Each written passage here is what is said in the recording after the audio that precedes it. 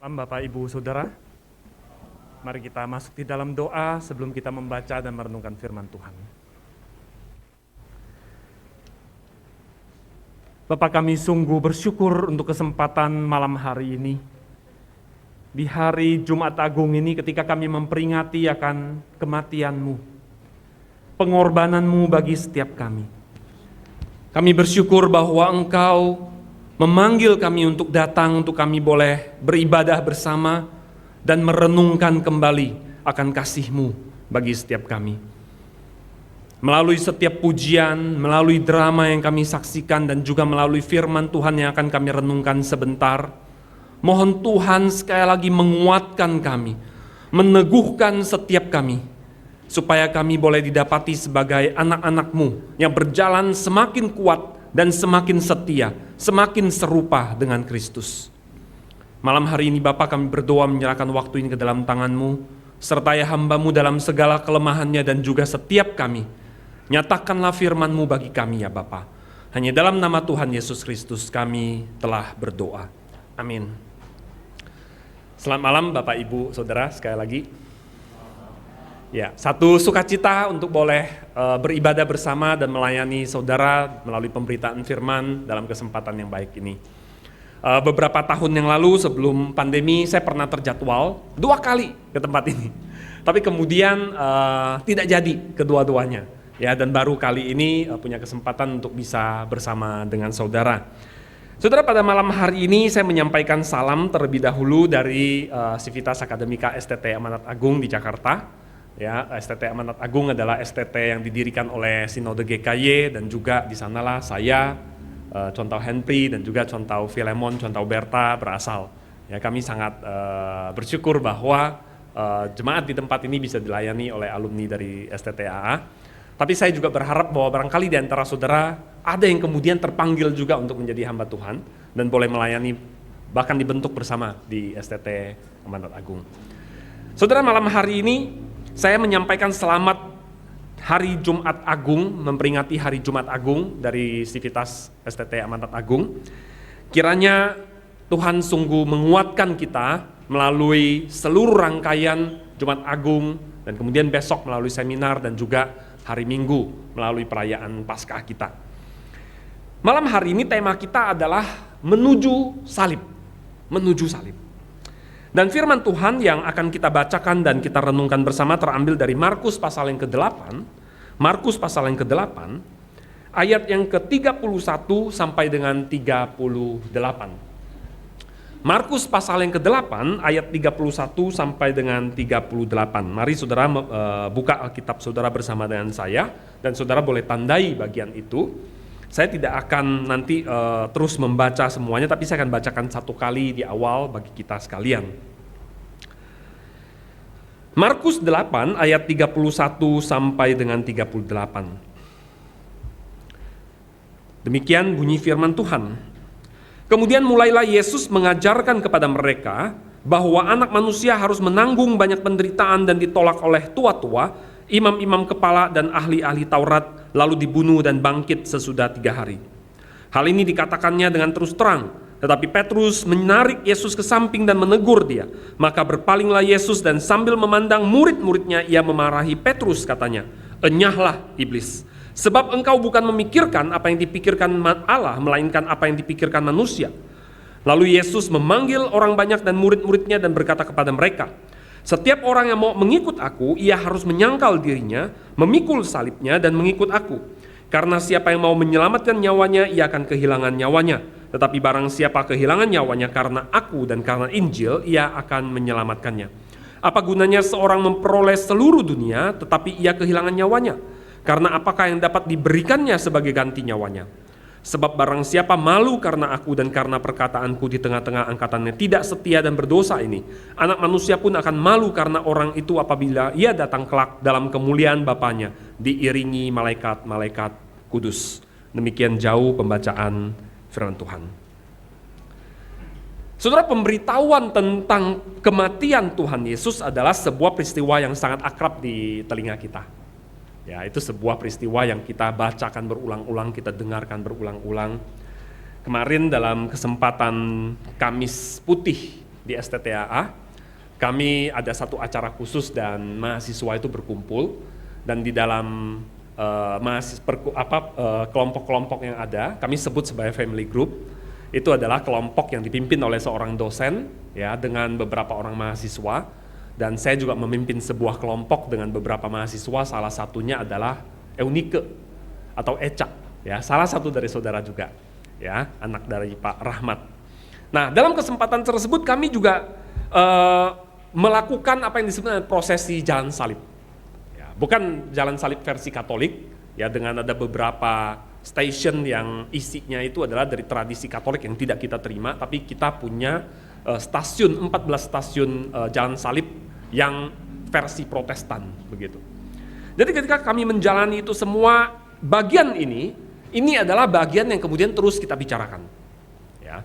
Maka sebenarnya pemberitahuan tentang kematian Yesus, bahkan peristiwa salib dan kemudian penderitaan para murid seperti yang ditunjukkan di awal ya, saudara, kalau tadi saudara jeli, maka saudara akan melihat bahwa peristiwa pertama ya, yang dipukul di awal itu sebenarnya adalah peristiwa yang justru terjadi belakangan ya, setelah Petrus kemudian dia bertobat, dia didatangi oleh Tuhan Yesus di pantai dan dia bertobat, dan setelah itu baru dia setia, dan kira-kira 30 tahun kemudian barulah peristiwa pemukulan itu terjadi, dan kemudian kemungkinan Petrus sebenarnya disalibkan ya, dan dia disalibkan terbalik. Ya, tadi saya tunggu-tunggu kapan nih Filemon disalib terbalik begitu. Ya, bersyukur saudara tidak lakukan itu ya, itu akan terjadi KDRT, kekerasan dalam rumah Tuhan.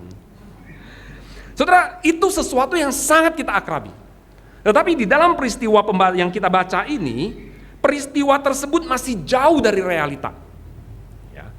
Murid-murid belum punya bayangan bahwa akan ada penderitaan yang seperti itu. Belum. Bagi mereka Mesias itu adalah satu sosok yang dijanjikan di dalam perjanjian lama, seorang keturunan Abraham, seorang raja keturunan Daud yang akan duduk di tahta Daud di Yerusalem. Tahta tersebut akan dipulihkan, dia akan duduk di Yerusalem, dan dia kemudian akan berjaya, kerajaannya tidak akan berkesudahan. Itu yang mereka bayangkan. Nah saudara, pengharapan seperti itu sebenarnya pernah hampir seakan-akan terwujud. Kapan? Di dalam Alkitab tidak tercatat ya. Kalau saudara punya Alkitab versi Katolik atau pernah membaca Alkitab versi Katolik, maka saudara tahu ada yang disebut dengan Deuterokanonika. Ya, ada sekian kitab yang ditambahkan di sana yang kita memang orang Protestan tidak terima, kita anggap itu bukan bagian dari kanon Alkitab, tapi orang Katolik menyebutnya sebagai Deuterokanonika. Saudara, bagian itu sebenarnya boleh dibaca, itu adalah penggalan, walaupun diantaranya di dalamnya ada yang sifatnya agak tahyul begitu, tapi di dalamnya ada yang memang sifatnya itu sejarah yang merupakan catatan yang sesuai, yang terbukti terjadi dalam sejarah di antara masa antar perjanjian, sejak orang Israel kembali ke tanah perjanjian sampai nanti ketika Tuhan Yesus datang ya. Datang yang pertama kalinya. Itu masa 400 tahun itu yang kosong, yang tidak ada tercatat di antara Zakaria, Maleakhi sampai Matius, itu terjadi di sana sebenarnya. Nah saudara, tahun 167-an kira-kira ya, atau abad kedua sebelum Masehi kita sebut, kondisi Palestina atau Israel sekarang itu sebenarnya saat itu sedang dijajah oleh Yunani. Ini adalah sebenarnya warisan dari penjajahan Alexander the Great. Ya, Alexander Agung, dia pernah menaklukkan daerah Timur Tengah sampai hampir ke India, dan termasuk daerah Israel sekarang itu pernah diduduki oleh Alexander Agung, raja Yunani yang besar itu. Tapi Alexander berumur pendek, hanya 30-an tahun kemudian dia meninggal. Maka kemudian kerajaannya itu dibagi kepada jenderal-jenderalnya, dan yang menguasai daerah Israel pada masa itu adalah yang disebut dengan dinasti Seleukus ya, dan suka bersaing dengan beberapa dinasti yang lain ya, tapi yang dominan di sana yang disebut dinasti Seleukus. Dinasti Seleukus ini punya seorang raja, banyak sebenarnya rajanya, tapi salah seorang rajanya itu disebut Antiochus Epiphanes, yang kadang-kadang diplesetin sebagai Antiochus orang gila begitu ya. Apa yang dia lakukan? Dia mempersembahkan seekor babi di mesbah Bait Kudus. Hari ini kalau kita dengar babi, wow, kalau diguling enak tuh, begitu kan? Wow, kalau di BPK enak tuh, begitu kan? Tapi bagi orang Israel, babi itu haram. Ya, babi itu haram. Maka bayangkan kalau kemudian seekor babi dipersembahkan di atas mezbah bait Allah, apa yang terjadi? Maka orang-orang Israel pada saat itu memberontak. Dipimpin oleh seorang bernama Matatias, dia adalah seorang imam, dia memimpin pemberontakan, maka awalnya terjadilah dia memenangkan satu daerah kecil. Kemudian diteruskan oleh anaknya bernama Yudas Makabeus, ya, ini yang kemudian jadi nama kitab tersebut, kitab Makabe. Apa itu artinya Makabe? Martil, palu. Yudas sang martil, gitu ya. Mungkin saya membayangkan senjatanya mungkin sebuah martil gede, ya. Yudas Makabe. Dan dia kemudian dari saudara-saudaranya, anak cucunya, kemudian mereka sempat mempunyai wilayah seluas demikian. 130-an, hampir 150-an tahun. Saat itulah orang-orang Israel berpikir ini dia. Masa Raja Mesias itu sekarang sudah tiba. Tapi mereka terus menanti, tidak pernah ada Raja keturunan Daud yang bangkit. Dan sampai kemudian ternyata terbukti harapan mereka itu kandas. Kenapa kandas? Karena tahun 40-an, orang-orang Romawi itu sudah menjadi begitu kuat, dan di bawah Jenderal Pompei, maka kemudian dinasti Hasmonean itu jatuh, atau dinasti Makabe itu jatuh. Bersama dengan runtuhnya kerajaan Hasmonean itu, orang-orang Romawi kemudian memasang seorang raja boneka. Satu nama yang kita sangat akrab sebenarnya, ada di antara saudara yang tahu? Siapa? Herodes Agung. Herodes sebenarnya orang Edom. Tapi dia sudah pernah dipaksa untuk menjadi seorang yang beragama Yahudi, ya, dan dia pintar sekali menjilat kepada orang Romawi, maka orang Romawi mengangkat Herodes menjadi raja atas wilayah Yahudi. Dan dia berpikir bahwa supaya dia bisa dapat legitimasi, bisa diakui, maka dia kemudian menikahi seorang putri dari keturunan Matatias ini, dari dinasti Hasmonean ini, yang bernama Mariamne. Dia berharap bahwa dengan menikahi Mariamne, dia akan dianggap sebagai bagian dari dinasti Makabe, dan dia bisa diterima oleh orang Yahudi, ya. Tapi ternyata dia tidak mendapatkan itu. Itu sebabnya kemudian Herodes melakukan berbagai proyek yang mewah sebenarnya. Dia dirikan kembali bait Allah itu lebih mewah lagi. Ya, itu sebabnya ke zaman Tuhan Yesus, ketika Tuhan Yesus katakan, robohkan bait Allah ini, aku akan mendirikannya kembali dalam 3 hari. Apa kata orang-orang? Bait Allah ini didirikan 40 sekian tahun, dan kamu ingin mendirikannya 3 hari. Nah, rujukan 40-an tahun itu adalah pembangunan yang dilakukan oleh Herodes. Dia tidak mendapatkan dukungan rakyat sekalipun dia mencoba menjilat mereka dengan mendirikan bait Allah semegah itu. Maka saudara, Herodes kemudian menjadi seorang yang bengis, dia bunuh juga istrinya. Ya, dan orang-orang Israel, orang-orang Yahudi segera tahu ini bukan Mesias yang kita nantikan. Ini mah penjajah, ini mah kaki tangan Romawi. Maka mereka terus di dalam penantian. Di tengah-tengah situasi pengharapan penantian seperti inilah, maka sebenarnya Tuhan Yesus lahir dan jadi besar. Ya, kita masih ingat bagaimana Herodes kemudian begitu panik ketika dengar orang Majus datang dan mengatakan ada raja Yahudi, ada raja orang Yahudi yang baru lahir. Di mana dia? Ya. Dan Herodes kaget setengah mati. Saya sedang tidak punya anak yang baru lahir. Jadi siapa dia? Maka tanpa ragu dia bunuh anak-anak berusia 2 tahun di Bethlehem. Karena memang dia dalam keadaan saat itu dia seakan-akan ingin mengambil legitimasi, tapi tidak memperoleh itu. Dan orang-orang Yahudi memang saat itu sedang menantikan satu sosok raja yang lain. Itu konteksnya, saudara. Nah, sampai kepada zaman hidup Tuhan Yesus juga masih demikian sebenarnya. Sebelum Tuhan Yesus muncul pun, sebenarnya sempat terjadi pemberontakan oleh orang-orang, oleh para pemimpin Yahudi yang sempat dikira oleh orang-orang sebagai inilah Mesias itu. Ya, jadi sempat sebenarnya terjadi pemberontakan oleh para pemimpin yang lain, tapi tidak berhasil.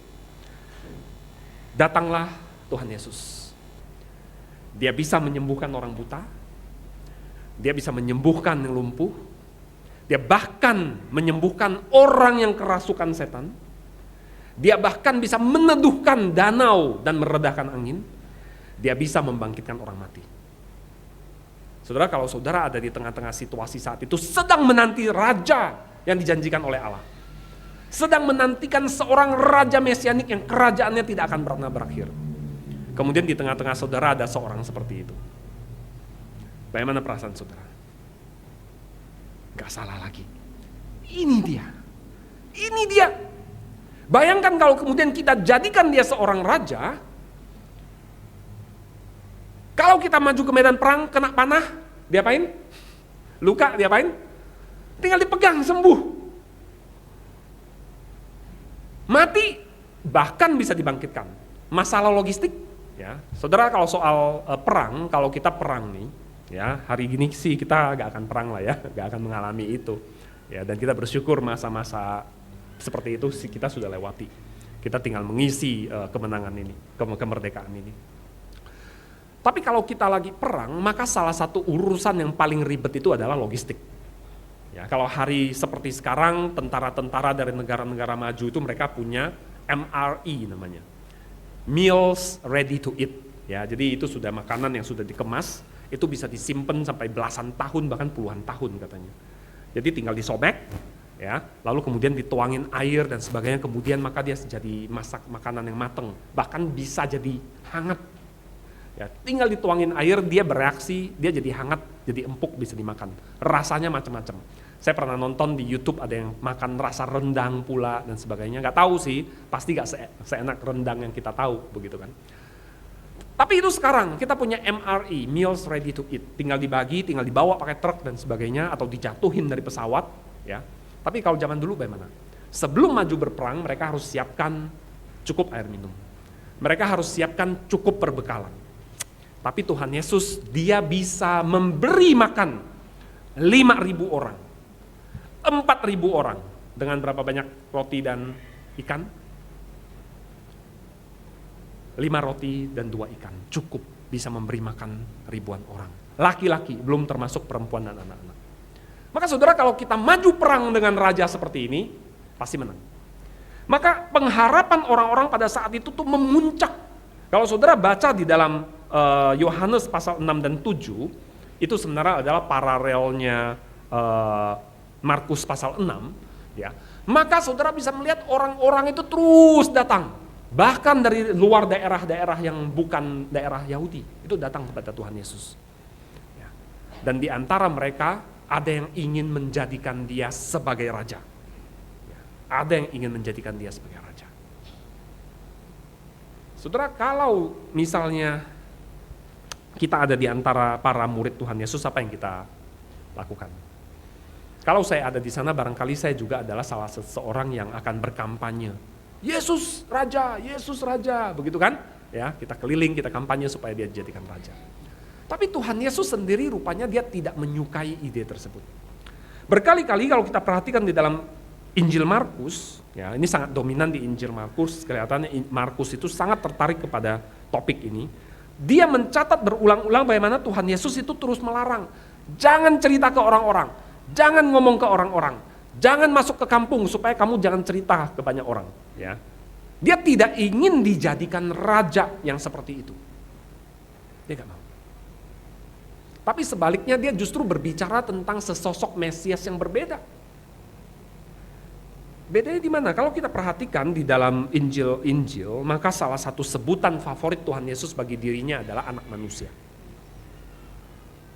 Saudara, kata anak manusia atau sebutan anak manusia ini ternyata didapati di dalam Daniel pasal 7 ayat 13 sampai 14. Daniel pasal 7 ayat 13 sampai 14, di mana di sana bercerita tentang sesosok anak manusia yang datang dalam awan-awan dan kepadanya diberikan kuasa atas kerajaan yang tidak akan pernah berakhir.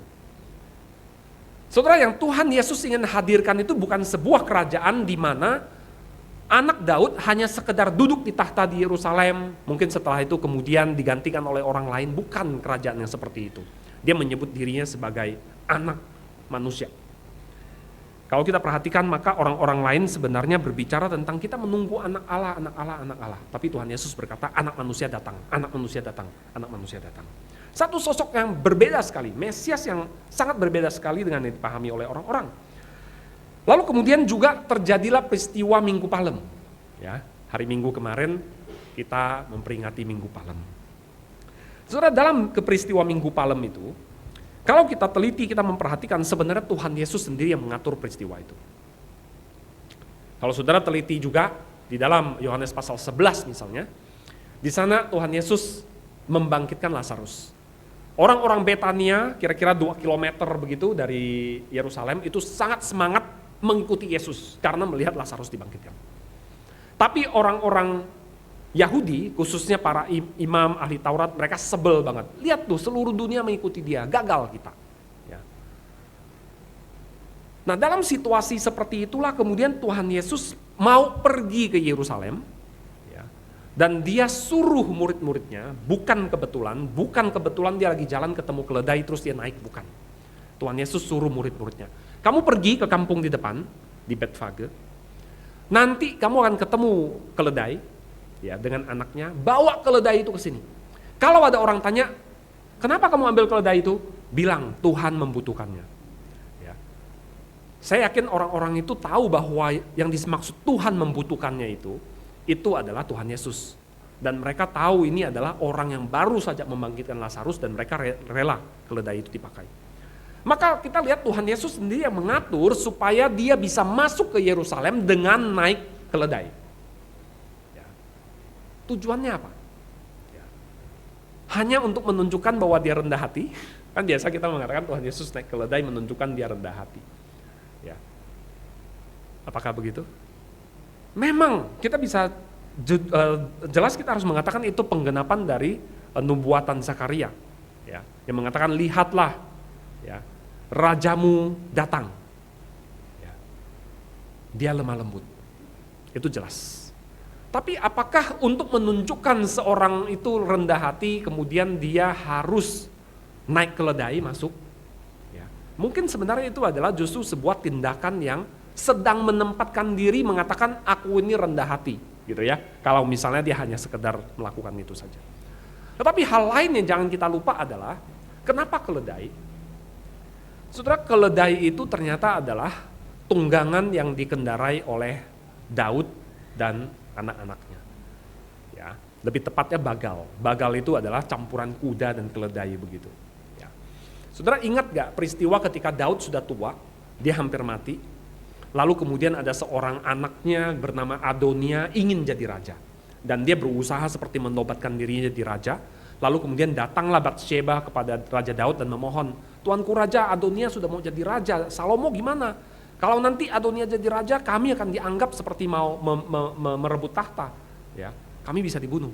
Kira-kira begitu yang disampaikan oleh Batsheba. 1 Raja pasal 1. Maka apa yang Daud katakan? Panggil, ya, Nabi Nathan ke sini. Panggil Panglima Yoyada ke sini. Bawa Salomo, naikkan dia ke atas bagal tungganganku sendiri. Arak dia akan jadi raja. Maka saudara, ketika Tuhan Yesus dia menunjukkan dirinya datang ke Yerusalem dengan naik keledai, dia sedang dia sedang mengangkat kenangan orang-orang Israel tentang raja keturunan Daud yang naik keledai ketika mereka memasuki kota. Saudara, kita lihat bahwa Tuhan Yesus memberikan satu gambaran tentang bahwa dia adalah Mesias, tapi bukan Mesias seperti yang dibayangkan oleh orang-orang. Bukannya akan memimpin perang, naik kuda perang. Ya, kalau naik keledai ke medan perang itu alamat cilaka. Karena keledai itu binatang yang sebenarnya agak-agak liar begitu, ya, agak-agak liar dan dia tidak gampang untuk dikendalikan. Ya, bahkan kalau saudara anak saya yang pernah kasih tahu saya, keledai itu ternyata di daerah peternakan di barat itu mereka senang piara keledai. Kenapa? Karena keledai itu kalau ada binatang buas datang itu bisa digigitin sampai mati begitu. Ya, jadi cukup liar. Tapi dia tidak punya ketangguhan seperti seekor kuda untuk maju ke medan perang. Jadi Tuhan Yesus menampakkan dirinya memang bukan raja yang seperti itu, tapi dia jelas menunjukkan, aku ini keturunan Daud. Naik keledai seperti raja-raja keturunan Daud.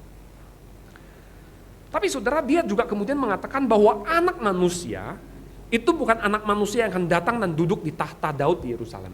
Tapi anak manusia ini adalah anak manusia yang harus menanggung banyak penderitaan.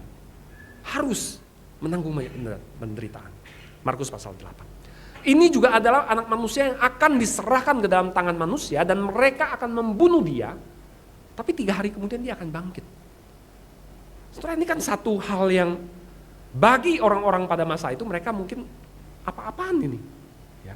Ini pernah ada orang-orang yang mengatakan dia sudah gila, termasuk keluarga Tuhan Yesus sendiri. Dia udah gila.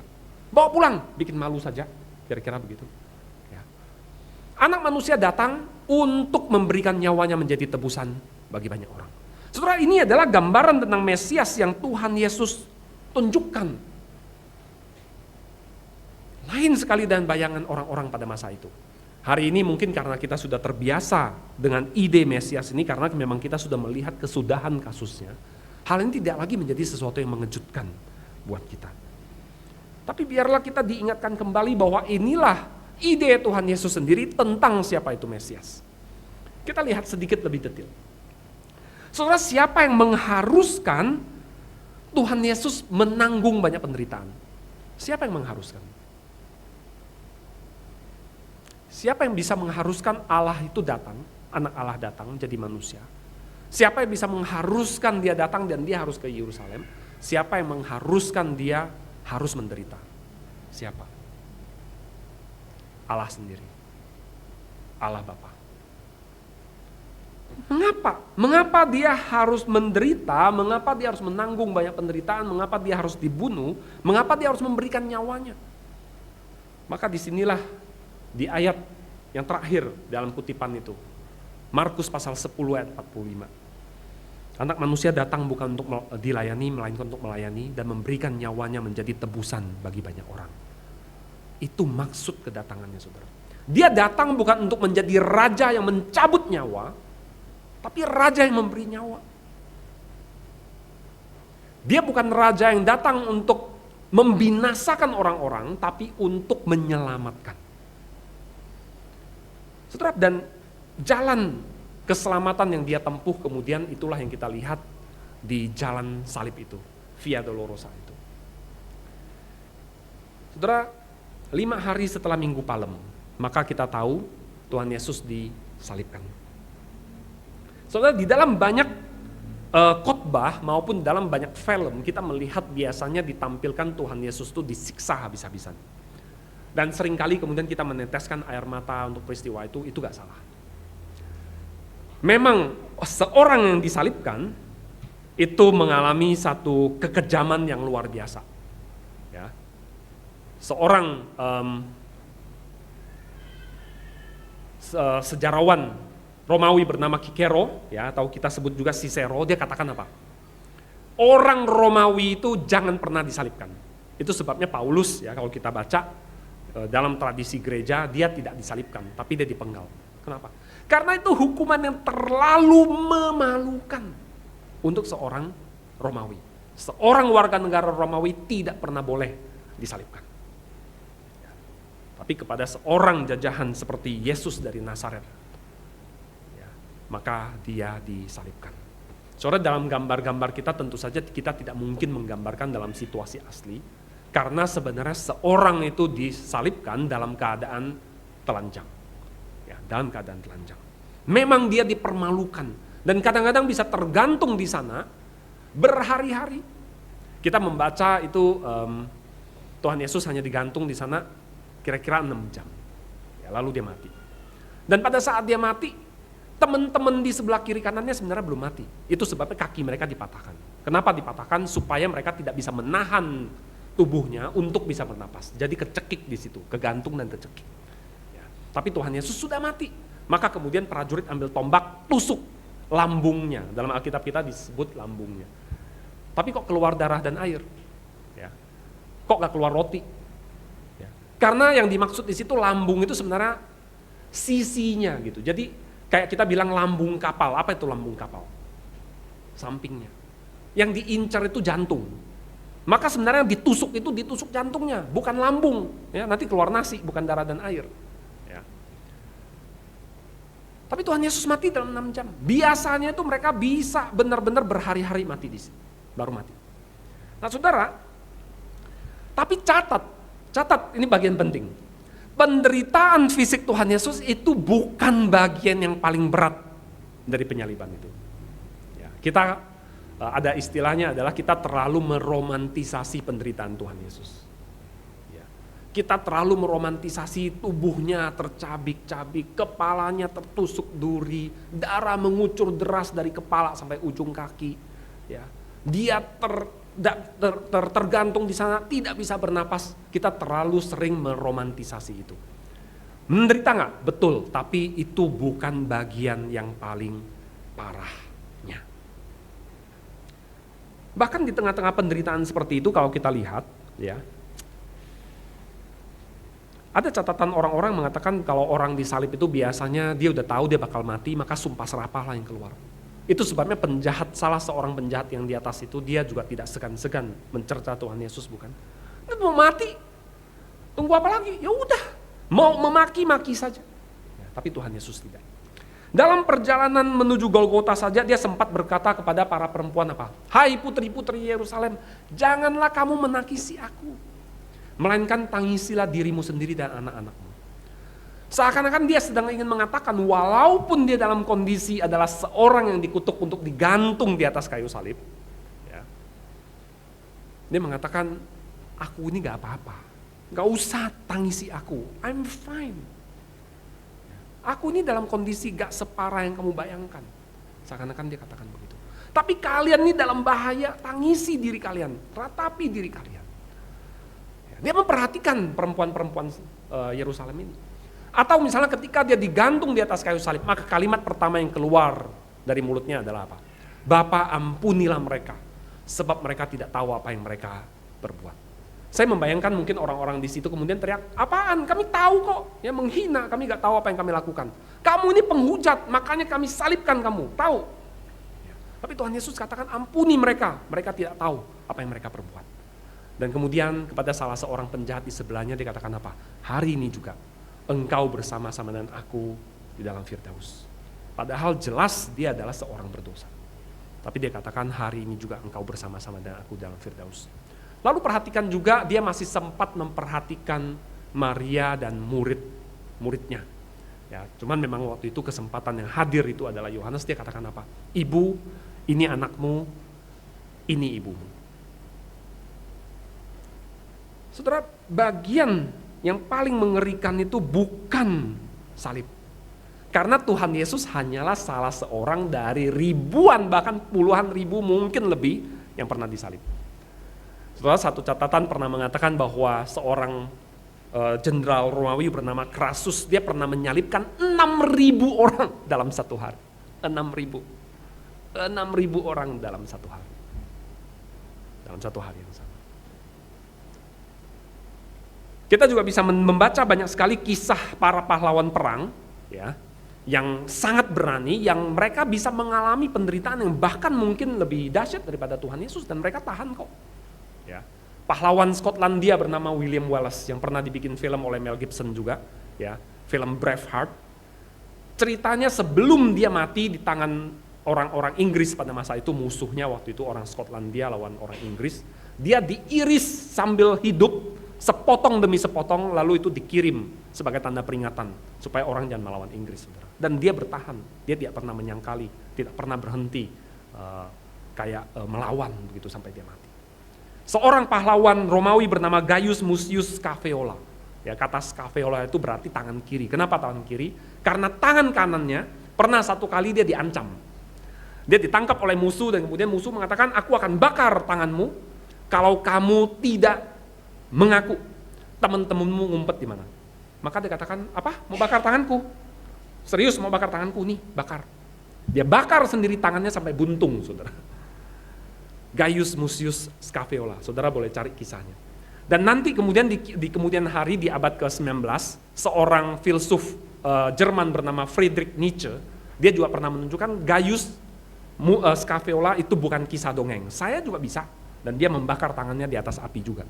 Ya, dan kemudian sampai kemudian pengawas sekolah yang tolong sehingga Nietzsche tidak sampai mengalami cedera yang parah. Jadi kita lihat saudara bahwa penderitaan fisik itu bukan yang paling mengerikan dari salib. Artinya saya ingin katakan kepada saudara bahwa barangkali kita sendiri juga bisa menahan penderitaan seperti salib itu. Kenyataannya adalah setiap tahun di Filipina ada orang yang kemudian rela disalibkan. Dia punya jalan salibnya sendiri, kemudian dia benar-benar disalibkan juga. Dan dia hidup. Artinya apa saudara? Kalau kita berpikir bahwa Tuhan Yesus pergi ke salib untuk menggantikan kita menerima hukuman yang level fisik, maka kita salah besar. Tuhan Yesus naik ke atas kayu salib itu bukan for the sake of menggantikan kita, menggantikan kita supaya kita tidak mengalami siksaan fisik, bukan itu. Kita mungkin bisa bahkan cukup kuat untuk mengalaminya. Tapi yang paling mengerikan itu mungkin adalah yang terungkap di dalam seruannya. Eli, Eli lama sabachthani. Allahku, Allahku, mengapa engkau meninggalkan aku? Saudara, itulah satu-satunya. Ya, selain aku haus, kalau dia katakan aku haus itu kan buat dirinya ya, tapi dia pun tidak minum. Ya, tapi kemudian yang dia kemudian berseru adalah Allahku, Allahku, mengapa engkau meninggalkan aku? Selebihnya perkataannya di atas kayu salib adalah untuk orang lain. Bagian inilah dia berkata tentang dirinya dan dia berseru, ya. Ini adalah kutipan dari Mazmur 22 dan sebenarnya banyak yang bisa kita bicarakan tentang ayat ini, tapi kita tidak punya waktu buat itu, ya. Tapi ini adalah seruan yang diserukan oleh Tuhan Yesus dan itulah tujuan utama Tuhan Yesus naik ke atas kayu salib untuk menggantikan kita mengalami ditinggalkan oleh Allah.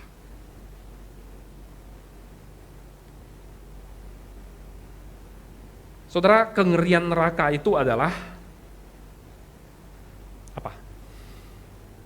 Kita selama ini mendengar tentang neraka itu adalah kita dibakar dalam api yang tidak akan pernah padam. Ada juga catatan tentang ulatnya tidak akan mati. Tapi saudara, catatan tentang neraka juga berbicara tentang tempat yang kegelapan, tempat yang kelam. Kok kalau di sana api yang tidak pernah padam kok kelam? Ya. Ulatnya tidak akan pernah mati. Lalu kemudian ada catatan tentang kertak gigi yang kemudian ditafsirkan barangkali itu adalah penuh ketakutan atau itu adalah penuh dengan kedinginan. Saudara, neraka itu dijelaskan oleh Alkitab dengan banyak hal dan itu adalah hal-hal yang penuh dengan kengerian memang.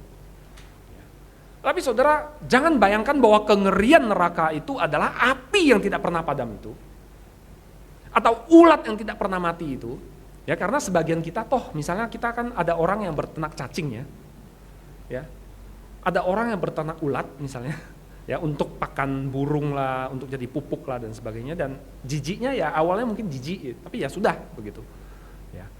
Tapi memang ulat ini kan bukan hanya di sana untuk bikin kita jijik, tapi mungkin dia memakani kita selagi kita hidup.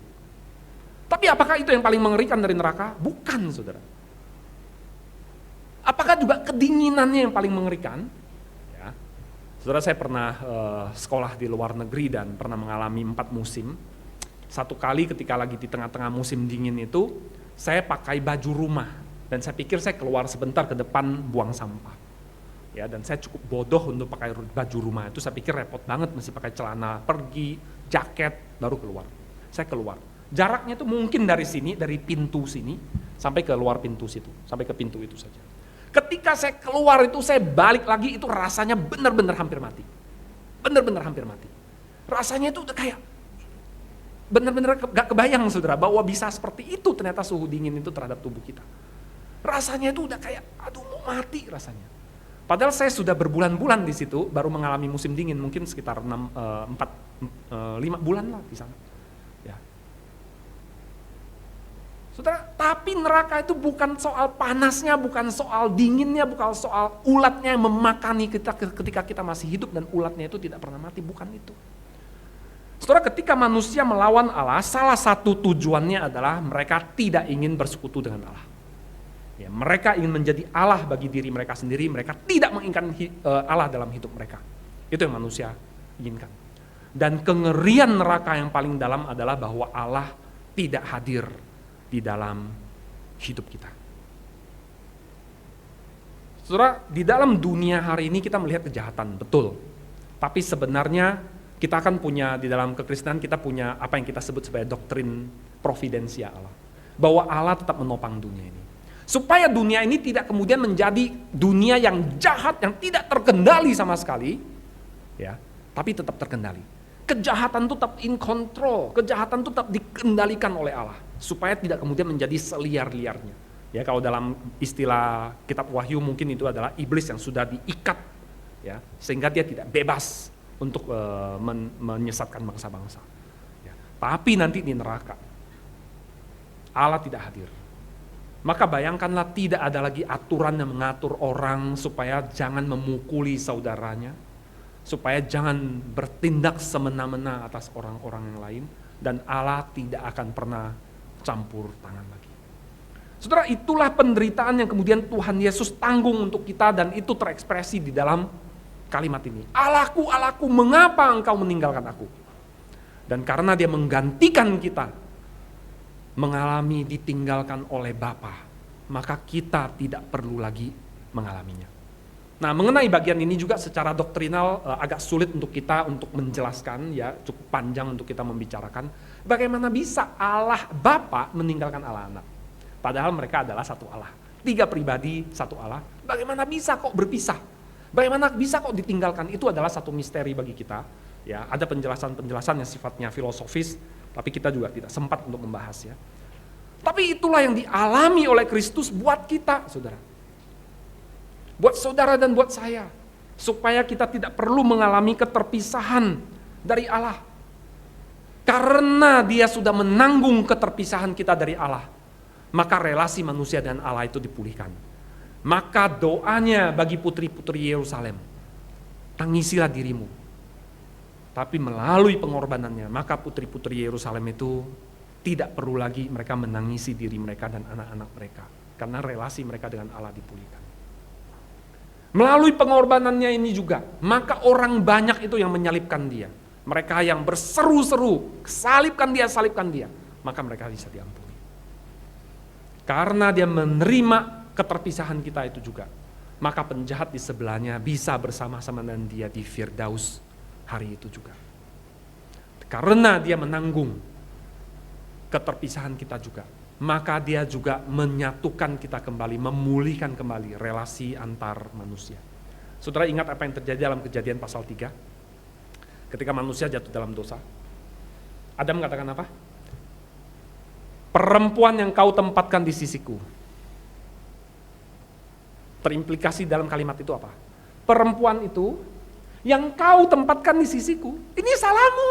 Kenapa taruh perempuan kayak gitu di sisiku? Kira-kira begitu kan? Relasi dengan Allah rusak. Tapi juga dengan perempuan itu. Ya. Tapi melalui peristiwa salib, relasi dengan Allah dipulihkan. Bapa ampuni mereka. Hari ini juga engkau bersama dengan aku di Firdaus. Ya. Dan relasi antar manusia dipulihkan. Ya. Kalau kita melihat bagaimana Yohanes dan Maria, mungkin kita sederhana sekali, mereka saling kenal kok, saling terima gitu. Tapi sebenarnya it's much deeper than that. Saudara, mereka sebenarnya ada kerabat kelihatannya itu mereka masih sepupuan. Ya, jadi antara mamanya Tuhan Yesus dengan mamanya Yohanes kemungkinan itu masih sepupuan begitu. Ya. Tapi sebenarnya yang kemudian membuat sepupu-sepupu ini bisa saling menerima ini apa sih? Saudara, kita tahu lah ya, kadang-kadang kita sebagai sesama saudara saja kita bisa bentrok sampai gak bisa saling menerima, saling memaafkan, betul tidak?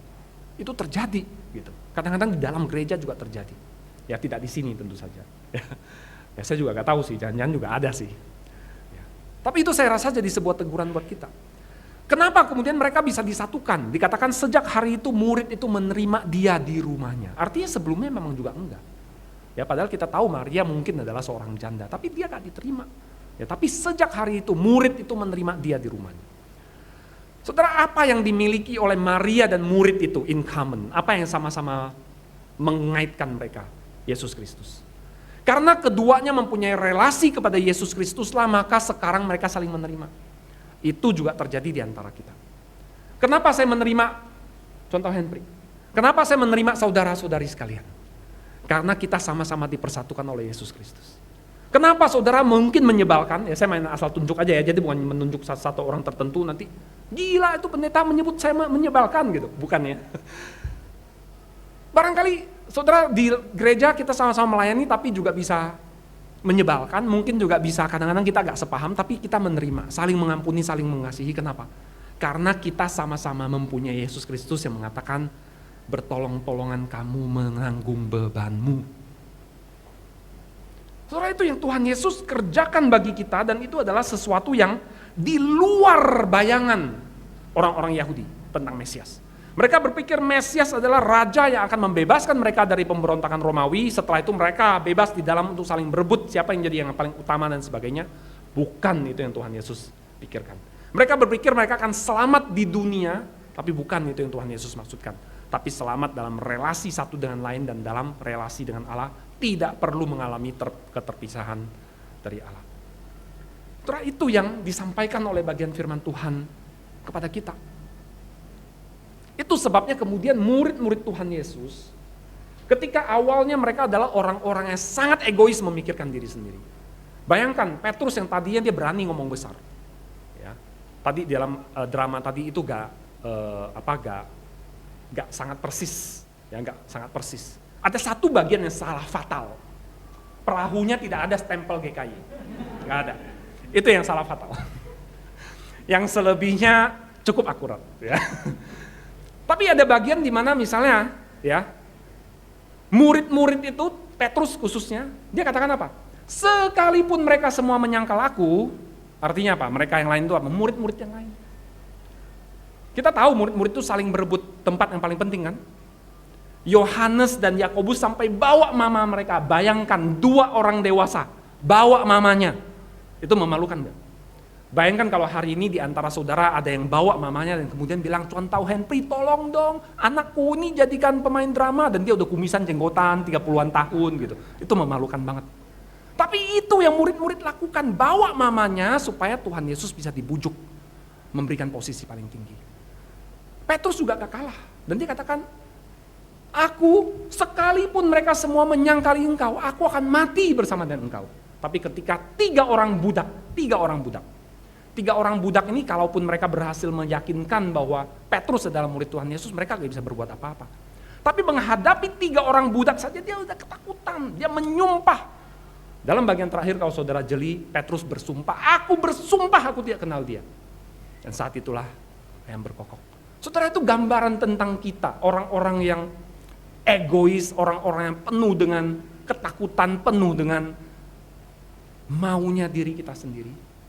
Tapi saudara, ketika mereka diubahkan oleh Tuhan, maka yang terjadi adalah ketika hari itu, 30 sekian tahun kemudian pun, ketika dia dipukuli, dia kemudian disalibkan terbalik, Petrus siap menjalaninya. Saudara, Injil Yesus Kristus itu selalu menantang respons, ya, selalu menuntut sebuah respons. Saudara, kita tidak pernah boleh mendengar firman Tuhan lalu pulang, bolehlah lumayan, ya, cukup menyegarkan gitu. Firman Tuhan harus selalu kita responi dengan, "Ya Tuhan, aku akan lakukan," atau kita katakan omong kosong. Gak ada jalan tengah, saudara. Ketika kita mendengar firman Tuhan, tidak ada jalan tengah untuk kita mengatakan, "Ya bolehlah, lumayanlah." Ya, dan kita tidak mengambil sikap, gak bisa. Tuhan Yesus selalu memberikan pilihan, "Engkau entah bersama denganku, mengikuti aku, sangkal diri, pikul salib, ikut aku, atau tidak sama sekali." Selalu seperti itu. Dalam realita kita bicara soal dosa, kita seringkali berpikir, saya ini ada di tengah, netral. Ya, gak ikut Yesus, gak ikut juga yang lain. Atau bahkan saya ada di tengah, netral. Ikut Yesus, ikut juga dukun-dukun, ikut juga yang lain. Bisa juga jadi pawang hujan. Ya, gak apa-apa gitu. Gak ada, saudara, gak ada ceritanya jalan tengah netral. Tidak memilih, enggak. Kita selalu memilih. Pilihannya adalah Yesus, atau diriku, atau sesuatu yang lain. John Calvin katakan hati manusia itu adalah pabriknya berhala. Kita selalu produce something. Entah itu adalah kemudian diri kita, yang paling sering adalah diri kita. Kita jadikan diri kita sebagai Allah. Dan kita menundukkan orang lain untuk menyembah kita sebagai Allah bagi mereka. Atau kita kemudian jadikan sesuatu sebagai Allah. Uang mungkin, harta, kekuasaan. Demi mendapatkan kekuasaan itu kita korbankan yang lain.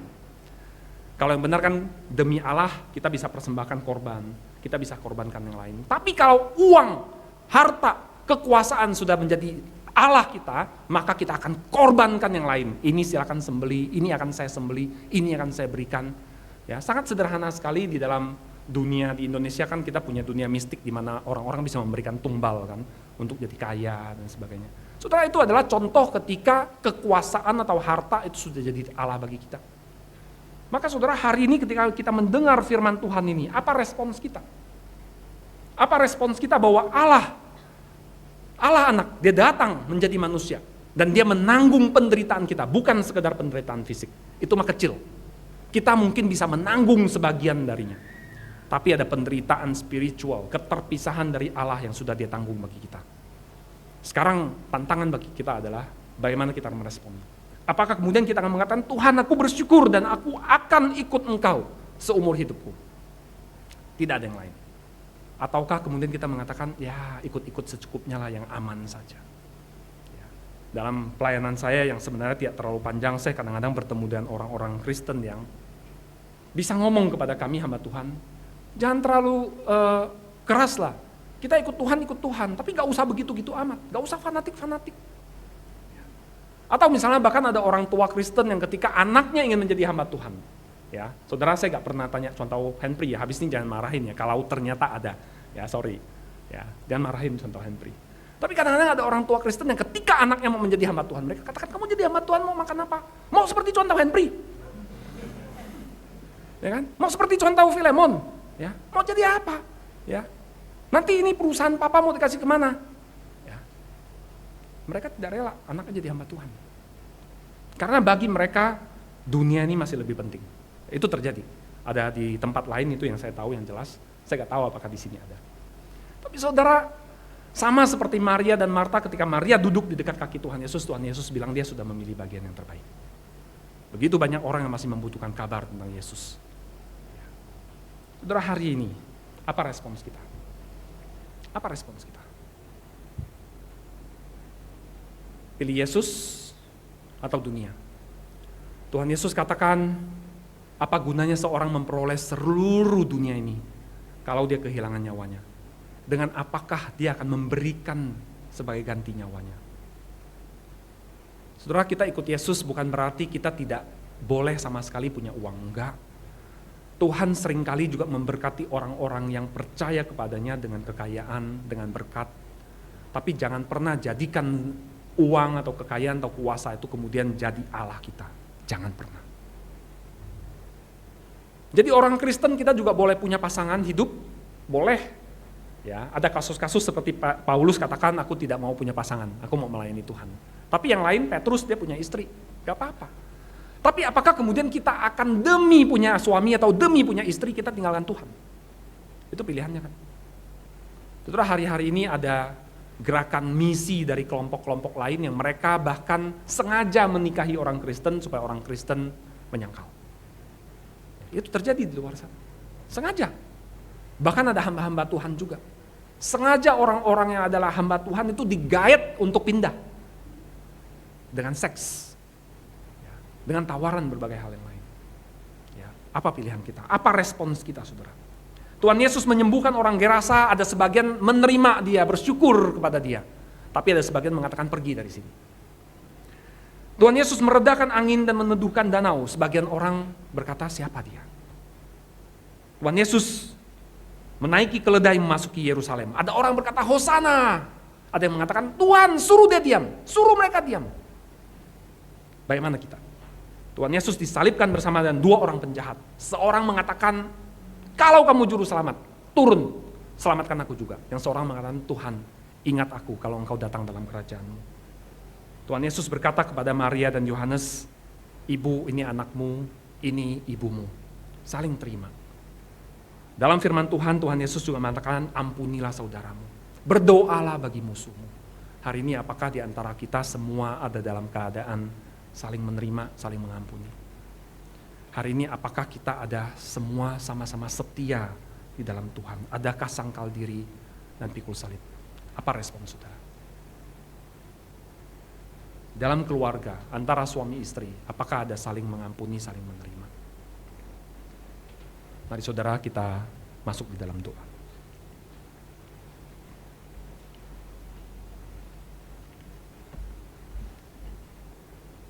Bapa dalam surga, kami bersyukur bahwa Engkau adalah Mesias yang melampaui pemikiran kami. Bukan Mesias yang akan memberikan kami damai sejahtera secara fisik saja. Bukan Mesias yang akan memberikan kami kekayaan, kekuasaan. Bukan hanya Mesias yang akan memberikan kepada kami kecukupan, makanan yang tidak habis-habis. Tapi Engkau adalah Mesias yang mendamaikan kami dengan Allah. Engkau adalah Mesias yang menolong kami dari keterpisahan dari Allah. Karena Engkaulah hari ini kami boleh mempunyai relasi kembali dengan Allah. Diterima kembali oleh Allah dan kami tidak perlu mengalami keterpisahan selama-lamanya dari Allah. Karena Engkau juga, maka hari ini kami bisa menjadi orang-orang yang saling menerima satu dengan lainnya. Orang-orang yang bisa saling mengampuni, yang bisa saling menerima, mengasihi satu dengan lainnya. Ampuni kami Tuhan apabila selama ini kami meresponi firman Tuhan dengan lebih banyak tetap memilih pilihan kami sendiri. Kami mungkin masih membenci, kami mungkin masih bersikap egois, mementingkan diri kami sendiri. Kami masih berpikir dengan cara dunia kami, pikiran manusia dan bukan pikiran Allah. Kami masih mencegah anak-anak kami untuk mempersembahkan diri jadi hamba Tuhan. Kami masih menahan diri kami dari jalan persembahan. Kami masih merasa harta ini lebih menarik daripada melayani Tuhan. Ampuni kami Tuhan. Bagi kami sebagian yang lain memang Tuhan panggil di dunia bisnis, yang memang Tuhan panggil di dunia profesi. Kadang-kadang kami menganggap profesi atau bisnis kami jauh lebih penting dari Tuhan, sehingga Tuhan seringkali justru jadi alat untuk kemajuan usaha atau profesi kami. Ampuni kami Tuhan. Seharusnya profesi usaha kami ini adalah alat bagi kemuliaan Tuhan, bukan sebaliknya. Tuhan tolong kami, tolong kami. Biarlah hari ini ketika kami bersama-sama mengingat Yesus Kristus pergi ke salib, menuju ke salib. Kami dengan setia menyangkal diri kami, pikul salib, dan ikut Engkau. Dalam nama Tuhan Yesus Kristus kami berdoa.